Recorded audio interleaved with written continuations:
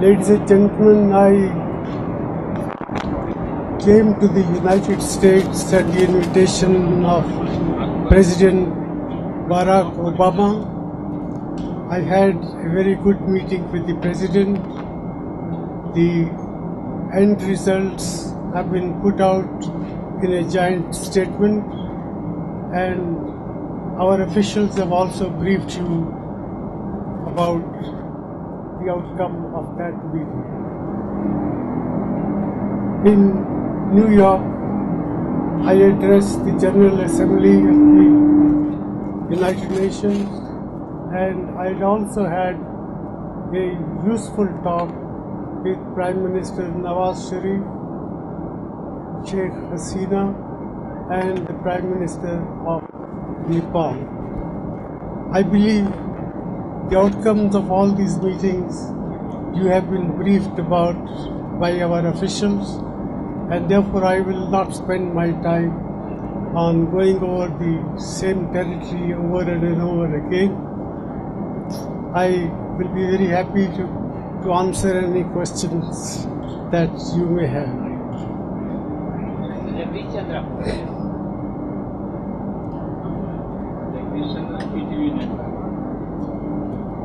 You are sounding very cheerful this morning. So you had a very successful meeting with President Obama, and everyone in America believes that you shared an exceptional personal rapport with the American President. So my question is that what is the specific outcome of your discussions with the President, especially in the area of defense cooperation? Well, in the area of defense cooperation, we are trying to move away from the buyer-seller relationship to a relationship based on co-production, based on co-research, and the outcome of the deliberations on defense cooperation is in line with our own thinking. We would like our own domestic industry to get involved in domestic production. We would also like foreign direct investment to the extent of 26% to come into defense production. So I think this is a step forward.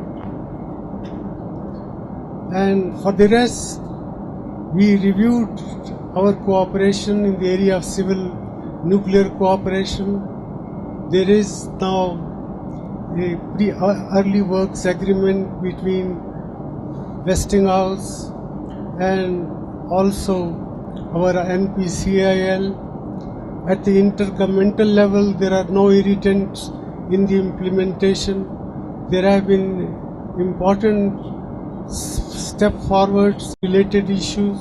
So in all these areas, it is an ongoing relationship, and we reviewed and we recommitted our two countries to work together to enhance understanding and cooperation. In the U.S. economic relationships have deteriorated somewhat, with U.S. business actually lobbying the U.S. government against to investigate Indian trade practices.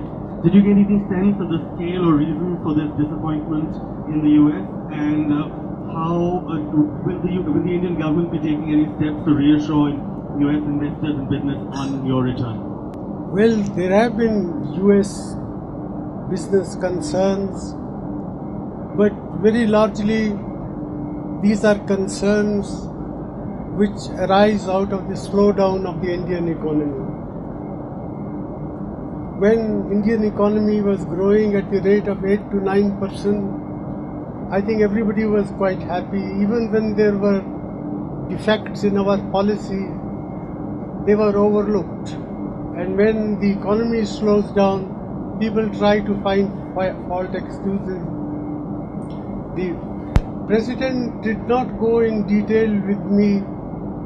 He did understand our concerns, but he also said that it is time that the CEOs forums on both sides sat together to discuss these issues and to find out the meeting ground. Sir, Ajay from PTI. Sir, you met Mr. Nawaz Sharif and you said you had useful discussion with him. So I will recall that after the incident on LOC, the beheading incident, you had said it can't be business as usual. So has that status changed or it's still? Well, it has set a stage in the sense that we are moving forward towards normalization of our relations. And the first step have to be peace and tranquility on the line of control. And for that we have agreed that the DGMOs of the two sides will meet and work out arrangements. It will take time to find out what can be done and what is agreed upon, is it implemented upon. But these are all steps towards normalization of the relationship.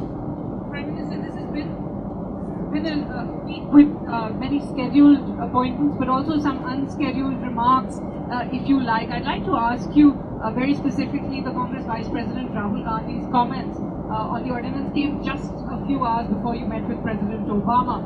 There were Prime Minister Nawaz Sharif's reported comments just a day ahead of your conversation with him. I just want to ask you how you thought these unscheduled remarks impacted your meeting. I've learned to take all these things in my strides, but Prime Minister Nawaz Sharif has denied any such remarks.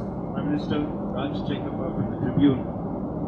While you were in the US, your party Vice President Rahul Gandhi crashed the ordinance your cabinet had just approved that gave immunity to serving lawmakers from conviction. Are you considering withdrawing the ordinance? Are you considering withdrawing the ordinance? Sorry. Can you hear me? Are you considering withdrawing the ordinance?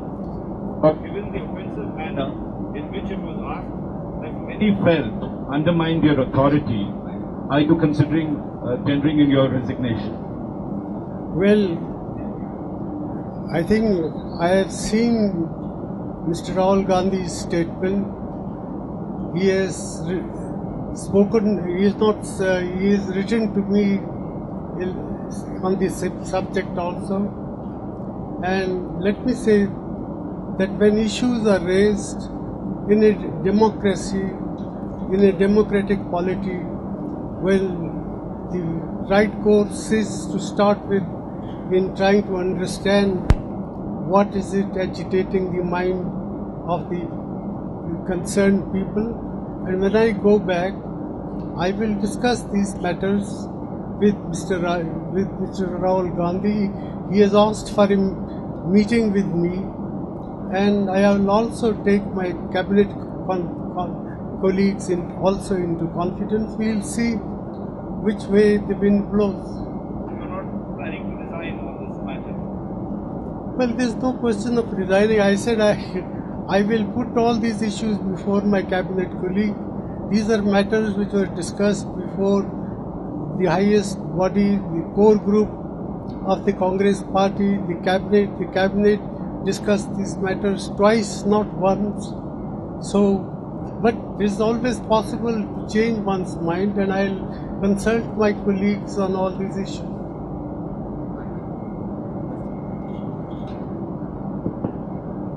Sir, the fact remains that as you just mentioned, can you hear me?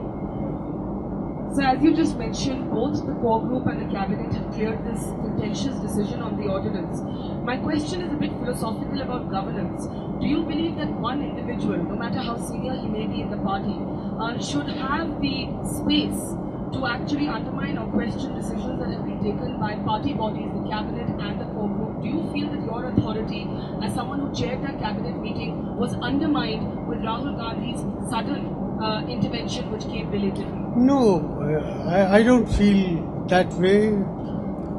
I honestly feel that if there is an important point of view, any member of the Congress party, any member of my cabinet is free to raise issues and require reconsideration of issues. And I think that's what a democracy is about. I don't think we are an authoritarian structure in which one person lays down all the line all the way, and therefore my humble feeling is that when a point of view has been expressed, we must sit together, understand what is agitating the mind of the person who has raised these issues, and that's what we will do. प्रकाश दुबे, दैनिक भास्कर से। पाकिस्तान से हमारे रिश्ते हमेशा चुनावी मुद्दा बनते रहे हैं, हर चुनाव में, विधानसभा हो या लोकसभा। आपने एक हिम्मत तो दिखाई, लेकिन क्या लगता है कि आने वाले वक्त में ऐसा कुछ हो सकेगा जिसका देश और पार्टी दोनों पर कोई असर पड़ेगा? Well, we have whatever time is left to us. Our intention will be to see that the country's economy is better managed, growth rate improves, inflation is brought under control, and that the country's external borders are safe and secure. These are our immediate concerns, and they should be the concerns of any government. Plus, also I think we have now in place several people-oriented programs. We have to ensure that they are properly implemented. The National Food Security Act has been enacted, and it will be our effort to see that its benefits should reach the people as early as possible.